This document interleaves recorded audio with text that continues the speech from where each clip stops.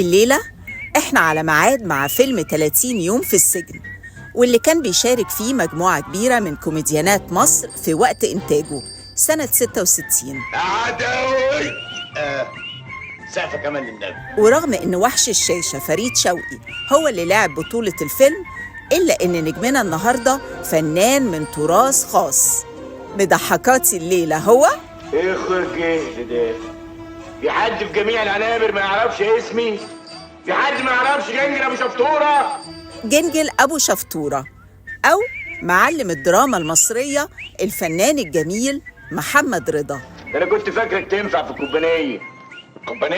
كوبانيه الصوابع الذهبيه جولدن فينجن اللي كنت عاملها انا وصديقي جيمس بوند. أحداث الفيلم ابتدت قبل شوية من ظهور المعلم جنجل، وده لما مدحت بيه اللي لعب دوره أبو بكر عزت خلى أمشير يدخل السجن بداله بعد ما حرق شنب كبير النجعوية. وفي السجن بيقابل زمايله في الاستعراض اللي بيعرفوا الحقيقة، وهنا بيجي دور المعلم جنجل حرامي الغسيل اللي فارض سطوته على السجن كله بهيبته وبدراعه. كده ليه؟ انت مش عارف ان كنت الكلام ده بيعمل لي وش في دماغي؟ عارف يا معلم. عارف ان ما يسمعش كلام بعد فيه ايه؟ بتكسر دماغه. يعني كويس لما كسرها لك وخليك تمشي في وسط الناس من غير دماغ.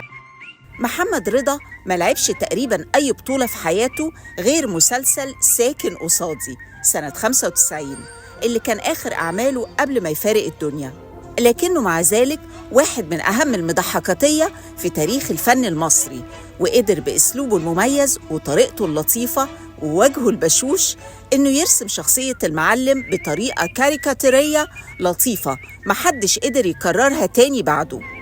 وفضلت شخصية المعلم محجوزة باسمه في عقول وقلوب عشاق الدراما من أول ما ظهر فيها ولحد النهاردة، عشان هو المعلم المضحكاتي واحد بس، الفنان الجميل محمد رضا.